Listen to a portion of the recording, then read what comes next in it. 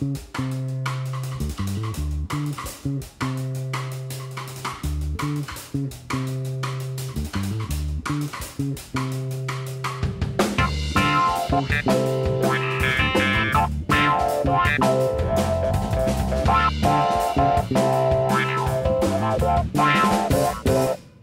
evening. Welcome to Talking With. I'm your host, Yale. The election was a week and a day ago across the nation, and I am sitting here this evening with three folks from our local media who covered it, its aftermath, and everything leading up to it. I'm very pleased to be welcoming to the studio this evening Adam B Sullivan. He's a reporter at the Press-Citizen. We're welcoming him back to the show. He was on a number of other times in the past when he was a very talented editor-in-chief at the Daily Iowan. Also from the Daily Iowan this evening, I'm pleased to welcome to the show for the very first time Benjamin Evans. He is the Opinions Page editor.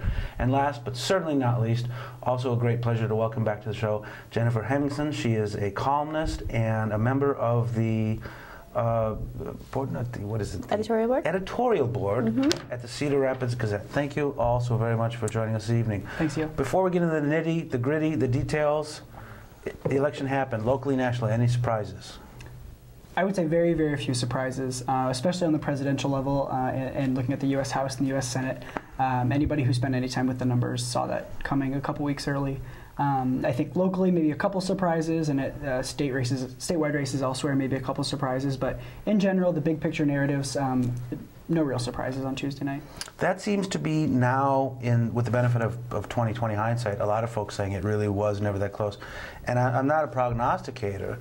I thought it would have been a lot closer. I even wouldn't, I told people, I said, be prepared perhaps for President Romney. I just got that feeling. Is that me being too influenced by the media? Now, after the fact, a lot of people are saying, well, it never was close. The media was just pushing that it was close to try and, keep the interest going. Jen, you've covered this for a long time. Do you see that might have been a possibility, or people just wanted to believe that it was closer than it really was? Well, I think the campaigns had an interest in making it seem like a close race, too, because you need to turn your people out. You need to make sure that people have a reason to get out on a rainy day and vote. And so I think, we talk a lot about horse race journalism and sort of limitations in the way that we cover elections. And certainly, if you don't have a contest, it's not much of a story. But I don't think that you can lay the whole thing on media's feet. I think that there's a lot, it's a dramatic story. It's a deadline story, and you got a lot of groups with a lot of interest in making sure that it's at the forefront of people's minds. Well, Ben, let me ask you, the Daily Iowan's a great paper. Beyond just, the University of Iowa, it's a great paper, covers things here in Johnson County, Iowa City. Your paper endorsed Obama, but there was a lot of letters to the editors on both behalf and opinion columns in there. But I saw, and we can talk a bit more about this as a function nationwide, but Iowa City, Johnson County has excellent early voting, and every time I was at the Iowa City Public Library, that literally lines out the door halfway to Clinton Street, seemed to me almost entirely made up of University of Iowa students. What was your feeling as someone writing for, or from the college community rather, about the level of interest in this election this year? Well, the level of interest, obviously, from the last midterm election was up quite a bit. We had record high in Iowa for early voting turnout. There are a lot of college students were getting out the vote early. That was stressed. So President Obama himself voted early. So for college kids, they followed suit, and you're exactly right. Lines everywhere. I swear to God, passing the Ped Mall, you couldn't get 3 or 4 steps without somebody asking you to vote early. So what were some of the issues? Clearly the support from the University of Iowa, from the college students here. What were some of the issues, though, really appealing to the college-age demographic, nationwide or here in Iowa?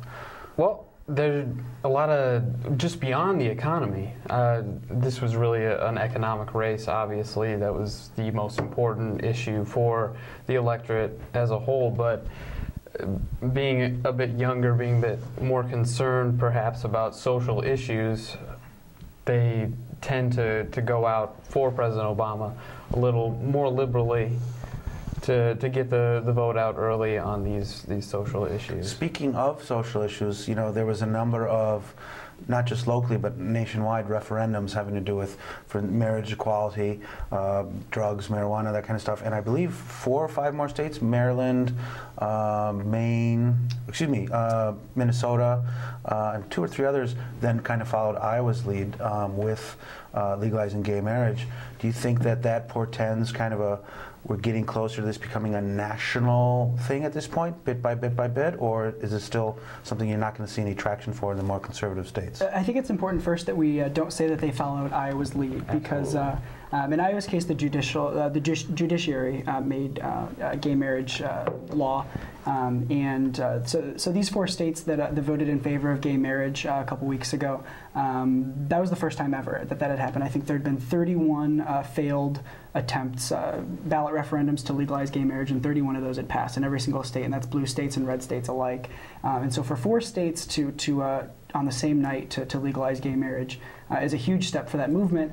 At the same time, we're not going to see gay marriage in Arkansas anytime soon. It's going to be a slow change, but I think it's going to be a steady change. I think probably every 2 and 4 years for the next couple decades, you're going to see a couple more states jump on board.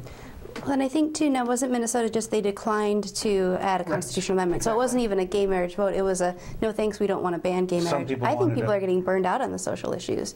I think people are just tired of talking about it. And you're even seeing that from the social conservatives. You're seeing U.S. Representative Steve King, one of the leaders of the social conservative movement, was on Iowa Press a couple weekends ago, and even he said, you know, I don't support gay marriage, it's a bad thing, but there's probably nothing we can do to turn back the table now.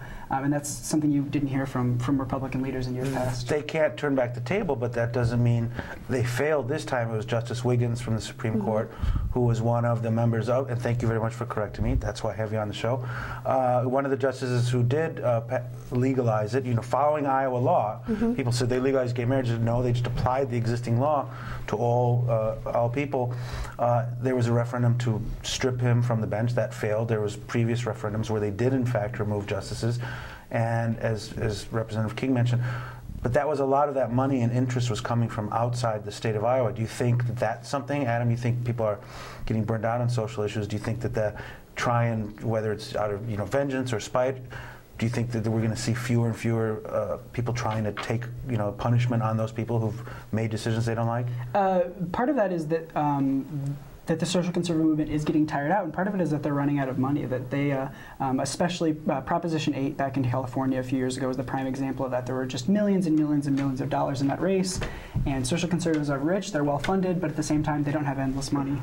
And so I think you're going to see the big money races like that wind down a little bit, and future contests might be a little bit more in-state money, in-state interests at play. Well, not just on social issues. I mean, this was the most expensive and costly national election in the history. I think each one will subsequently, I think $6 billion was spent.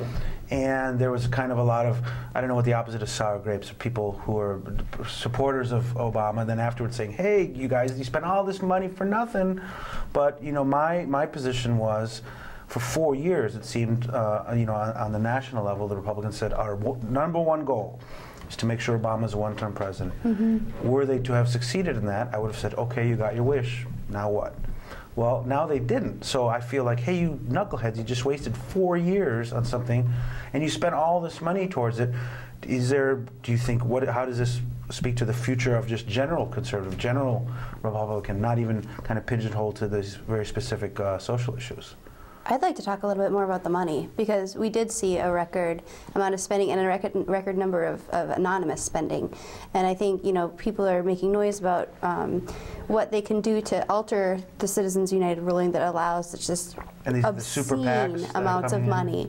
Yeah. And what we saw in this election was that it didn't really move the numbers in a way. I mean, if I were going to be spending $6 billion, I would want more to show for it. I think there's 2 ways to look at that. One, you can say they spent all this money and it didn't make a difference, or you can say they spent all this money and if they hadn't, the Republicans would have lost a lot worse. And it's hard to tease out exactly what was at play there, and it's probably a little bit of both. But I think the big takeaway is that a big money advantage isn't insurmountable. And I think that's important. Well, what do you think, Ben? I mean, not just the spending on campus and awareness raising, but Iowa was a swing state. Iowa is where Obama started. It seemed like you couldn't go 3 weeks that there wasn't some big ticket Obama rally there on campus. How do you think that there was any influence, whether through money, whether through campaigning, on younger voters who are maybe less experienced voting, coming to these things for the first time? Where does that play? Johnson County historically is a widely liberal county. I don't think the increased amount of spending here would have swayed that either way. I think Johnson County, especially with the university here, it certainly putting more money into it wouldn't have gotten it any better results or really any different results when it comes down to it. When you were talking to people, whether they were affiliated with the university or not, or your fellow students, were there people that were undecided until the end? Because they talked about this was really the race of the undecided. No, everyone was gung-ho right from the get-go? Most of the people that I talked to, they already knew before the debates, before really anything got started, they had already voted. I mean, this is going back to the early voting. I had written several columns saying, you know, wait until all the information is in. Don't just blind party or straight party ticket. Maybe get into the facts a little bit more. What do you believe? What is the differences here? But most of the people I talked to, 100% already knew who they were voting. Well, here's a question, and I think this is something that we saw locally as well as nationally.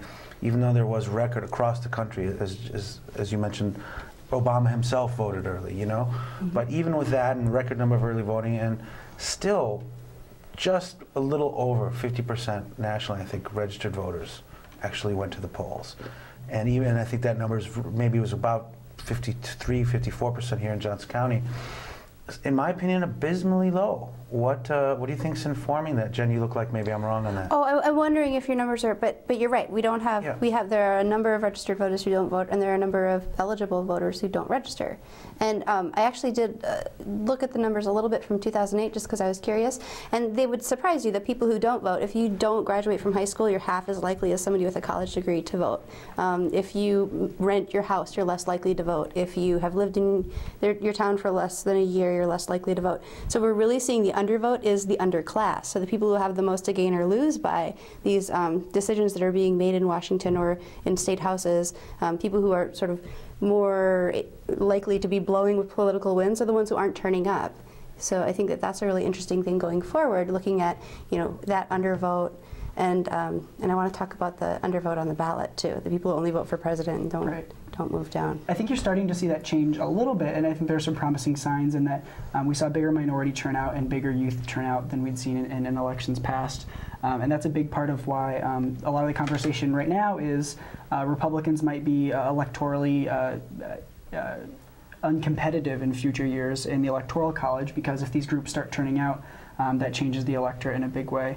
Those groups that so there be. But the party can adapt, right? I mean, I remember when the Latino vote was supposed to be the Republican vote, and what happened? That just disappeared.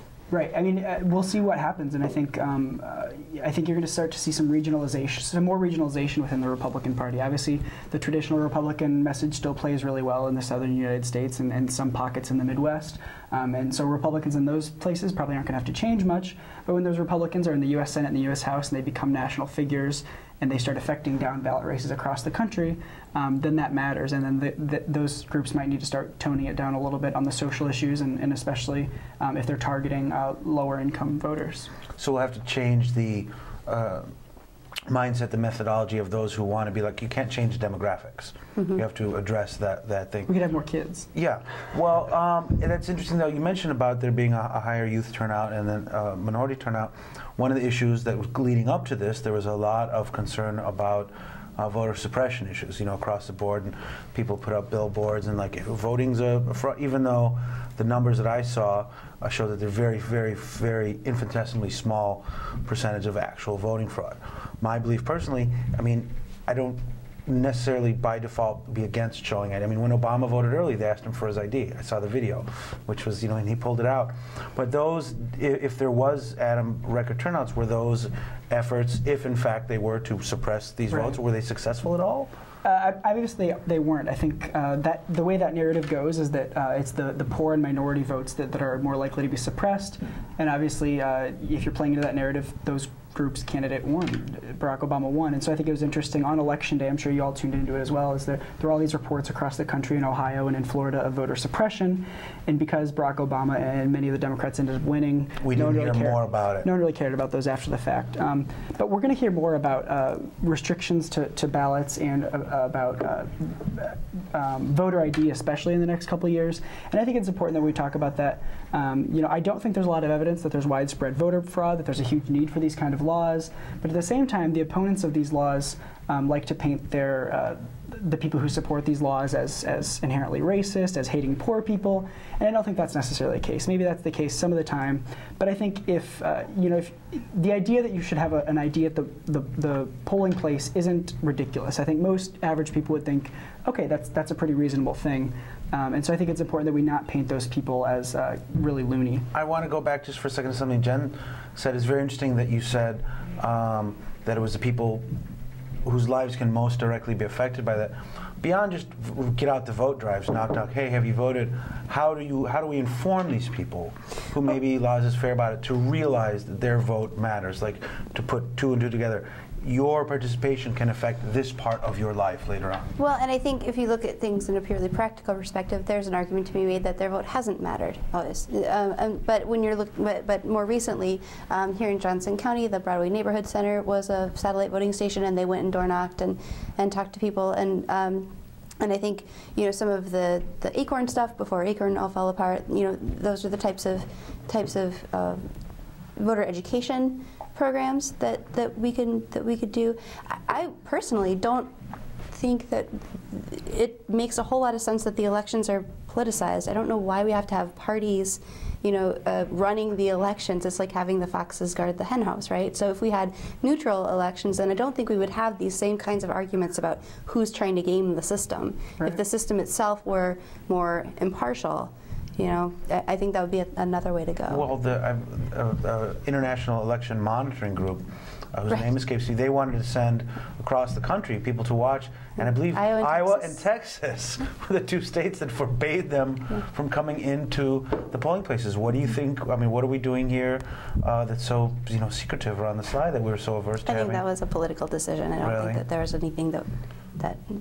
I think that's Matt Schultz, our Secretary of State. I think there's a lot of speculation that he has higher aspirations in that office, and I think that move fires up his base a little bit. And so when he, in the next 10 years or so, looks to run for governor, he's going to have a little bit more support because he's done things like that. Talking back to local issues a bit, there was, of course, the referendum whether we should spend $48.6 million and build a new Justice Center just around the corner here from the studio, and that needed 60% to pass. It got 56 and change, I think, percent, so it's a very slim margin. Jen, I believe you had come out in support of that on their website. We had to show with both proponent and opponent on it. I kind of expected it would fail, and I saw a number of ads imploring that people vote against it. Ben, in your paper, do you know what, if at all, the student perspective on that was that the turnout? Because one of the big arguments from the opponent side was, we're just going to lock up more students and this and that. Did that message resonate with student voters that you heard of? I think with a lot of student voters it did resonate. With the editorial board, though, we didn't focus on that aspect. I mean, that claim, though it may be valid, is not what we should be focusing on with the Justice Center. We should be focusing on how to make it more efficient, have other alternatives instead of just putting people straight into the jail, have programs, treatment programs, things like this, different alternatives. Come back in a year and give us a less expensive, a bit more efficient proposal, and we would definitely endorse yes on even Jeff Cox, who we had on the show from the opponent side, he also agreed there needed better security and more treatment. But they were kind of always intertwined with X number of new beds. Do you think now that there's even rumblings? I think, I believe Supervisor Stutzman wanted to put it on the board 6 months down the line, back on the vote, and they said, no, you have to wait a year for that to pass. So clearly there's still an interest for these things. Do you think it will be massaged a little bit before being put back onto the ballot, if in fact it will, and I expect it will? I think the rule is actually 6 months. They have to wait 6 months. Okay. And right now, it'll definitely be on the ballot again eventually. And the discussion right now is when will that be, and will it be pretty much the same project, or will they make some major overhauls and take in some of the criticism that they had this election season? I think if they do put the very same project or very similar project on the ballot again in 6 months, I think that that's not a good move, probably, because the community has shown that they don't support this by 60%. Do you think, given that there's always higher turnout on presidential? That's the thing. Is if they put the exact same item on the ballot in 6 months, it will pass because poor people and young people will not turn out to that election because it's not a presidential election. And those are the groups that, if you look at how the precincts broke down on this vote, those are the groups that voted against the Justice Center in the largest numbers. Do you have the numbers on what the undervote is? Because that's something I've been interested in and I haven't looked up yet. On who cast ballots for president and then the Justice Center? Those, no, but it's a big number. Yeah, because a lot of people just didn't weigh in at all. And so you've got some incredibly passionate people who've been passionate about this for 12 and more years now. And the thing that I respect and appreciate the positions of people like Jeff Cox who are absolutely right. We put too many people in jail. We put too many people in prison. It's a national problem. It's a big problem. It's a problem that's only growing worse. I think in the last 30 years, the number of people that we're putting away in the country has increased by some ridiculous, like 500%. I'm not making that number up. It's insane. Not building a jail doesn't change any of the factors that lead to that over-incarceration. So that's because of high school dropout rates. It's because of poverty. It's because of it's because of mandatory sentencing. It's the war on drugs. It's everything that flows to the jail door has to be changed before we change those jail numbers. I mean, I hear you that we need to do more alternative sentencing, we need to do more politics. We've got, I think, 5 or 7 halfway houses in the state that are built, ready to open, not staffed, because people at the state house level are in a big fight about DOC funding. So I mean, these are solvable problems that don't have anything to do with the county building project. We have to work upstream in order to change the numbers that we're seeing going into that jail. I didn't take a position on the jail, but I think the argument is that if we stop putting potheads in jail, if we stop putting all nonviolent drug offenders in jail, if we stop putting nonviolent offenders in jail, period, we don't need a 256-bed jail. We need bigger than a 92-bed jail, but we don't need that project. Well, that's something. And they've crunched the numbers, right? So potheads go to jail for a number of hours. The people who are sitting in jail for months and months are people who are mandatory sentenced. I need to see those numbers. I haven't seen those numbers. They're on the county website. Okay. They're on the sheriff's page. They've been, since this thing failed in 2000, they've been doing more reports than anybody can. I know that many marijuana offenders go to jail for 30 days, not for a matter of hours. Sentenced by the courts. So the arrest, they've minimized everything that they have control over. They've minimized. They don't go to court if they don't get arrested, though. But okay, we can split these hairs. But point being, however long they may spend in our Johnson County Jail, having an arrest of that sort will have long-term ramifications upon their life. 2 states, Colorado and Washington, just in this last election, decriminalized, I think, both up to 1 ounce of marijuana for personal possession if you're 21 years or older. There's been a number of efforts here in the state of Iowa to legalize medical marijuana, and you could say that some of these a little bit dubious medical marijuana. Here's a doctor, here's a dispensary. You come in. What's the problem? Can't sleep. Marijuana. Sleep too much. Marijuana. So you get into that. But do you think that's something, as I mentioned earlier in the show, with marriage equality, and this is pretty historic. I mean, these people are straight in direct defiance with the federal government, and they may, that's the one thing where the feds say, well, interstate commerce, this is an issue. For people in 2 states to say, and those are big states, to say, no, we don't want to be, and then the best part of that I heard about was instantly in the state of Washington, I think earlier today, in fact, or yesterday, like 200, well, yesterday Sunday, 200 misdemeanor citations were wiped off the books retroactively. So these are 200 people that are no longer going to be part of the, prison system, so to speak. Do you think that's something that we could see nationwide? I think clearly that the war on drugs is untenable. It's not fair. It's not universally applied. It's inherently racist. And it's not even a good solution to the problem. So if drug abuse or drug use is a problem, putting people in jail doesn't treat the problem. And it's well documented, at least here in Iowa, and I would assume nationwide, people going to jail don't get treatment. You know, so it's just like putting mentally ill people in jail, which is another huge part of our jail population, is the fact that we don't have any sort of mental health safety net. So I personally am agnostic about whether or not drugs should be legal. I definitely don't think that petty drug users should be put in prison. And I think I live in Johnson County, so I'm really not a very good judge of the national mood on these kinds of things. Just jumping back to our local issue, though, you said just now that you believe the war on drugs is inherently racist, and there was also a lot of concerns expressed about the building of a local jail. Not building a jail doesn't make the war on drugs go away. No, but where do you see that that's inherently racist? Because building a jail? No, that the war on drugs is because different racist. sentences for different types of drugs, the application of who is arrested for possessing drugs, the types of sentences people receive for using drugs. I mean, that's not my view. I think that that's pretty well established and pretty standard, that certain types of people, and you can say it's inherently classist too if you want to. I mean, there are huge problems with the way that the war on drugs is being waged and lost. I don't think that gets solved by not building a county jail. Adam, you were going to jump in. I wasn't, but I can. Oh, sure. I think that's all good points, but at the same time, again, if we stop arresting drug offenders, the argument goes we don't need a 256-bed jail. And so I think the argument moving forward, because there's going to be another jail item on the ballot, so the argument moving forward should be less about whether or not to build a jail and what kind of jail we should have, what kind of programs for mentally ill people we should have, what kind of programs for drug addicts we should have in that jail, and things like that. Because I think that there's a good case to be made that there's no signal that the federal government's going to stop waging the war on drugs anytime soon. So as long as that's the case, once we put these people in jail, let's at least do something productive about it.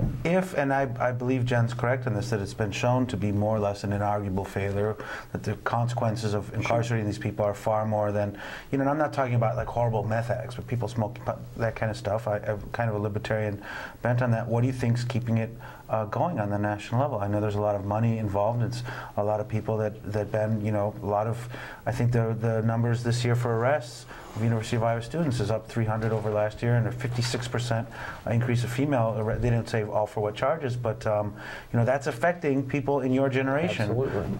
What do you think's keeping the war on drugs on the books as firmly as it is federally, even though it's not doing anything? Well, I think it's a lot of politics as usual. I think if you say that we need to have a serious conversation about decriminalizing marijuana or drugs in general, then you're seen as soft on crime. And if you're seen as soft on crime, then we're going to get somebody whose side are you on anyway? Whose side are you on it? Exactly. So it comes down to politics on that. Right. And I mean, do you think there's a shift, though, in demographics? I mean, I've talked a number of times.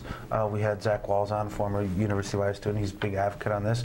And, he said Yale in 30 or 40 years, I don't think anyone's going to look back to now and say, how could you not have had marriage equality? Do you think that we could see that same kind of generational shift when it comes to drug issues as well? I'm not old enough to remember, but I would say 20 years ago, if you told somebody that marijuana would still be illegal in 20 years, they might not have believed you because it had such support back then.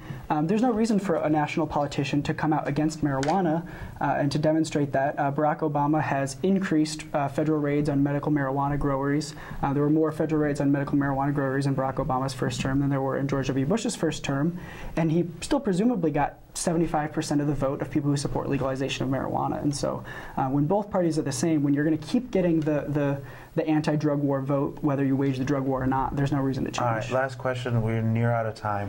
I spent some time traveling a few weeks ago, and I wondered, are we as a nation so big that culturally, demographically, should we really be one nation? It's Sam Offit, who's a friend of yours, has said, well, Yale, yeah, you and the Confederates. I don't think I'm Confederate. But the last question, I'll just ask it. You can go down the line. Do you think there's be any real traction for a third party in the national level anytime soon, since no matter who won the election, half the country is still pissed off at the other half? Third party an answer, yes or no? No. Yeah, I wouldn't say so either. One word, really? Well, you know, I didn't say one word, but I think is this something we can see down the road? The infrastructure is not built for it, either on the campaigning level or once you get to actual governance. So things would have to change quite a bit. The two parties control the system, and so why would they want another player? All right. Well, I think that's the best argument for the need for another player. Listen, I want to thank you all so very much for joining us this evening. Thank you for all the coverage that all your papers did and you worked very hard on, keeping us all informed this election. Thanks everybody home for watching, and we will see you next week.